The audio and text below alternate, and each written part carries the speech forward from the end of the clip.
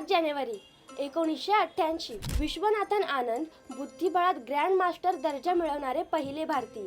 नमस्कार। बुद्धिबळ या खेळामध्ये ग्रँड मास्टर ही सर्वोच्च पदवी आहे। ही पदवी फिडे इंटरनॅशनल चेस फेडरेशन मार्फत दिली जाते। विश्वनाथन आनंद हे भारताचे सर्वात पहिले ग्रँड मास्टर आहेत। एक युवा खेळाडू म्हणून मी 2 वर्ष जिद्दीने पाठलाग केला तो ग्रँड मास्टरचा। जेव्हा भारताकडे ग्रँड मास्टर नव्हता तेव्हा माझा प्रयत्न त्या एका विशाल स्वप्नाभोवती फिरत होता।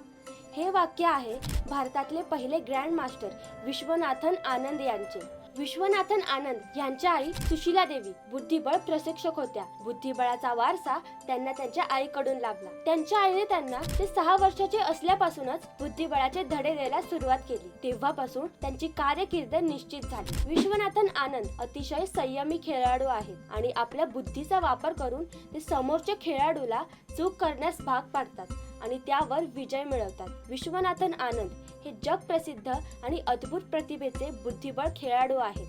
ते 5 वेळा विश्वविजेते झाले आहेत। जगजेता विश्वनाथन आनंद यांनी भारताला अनेक मान मिळवून दिले।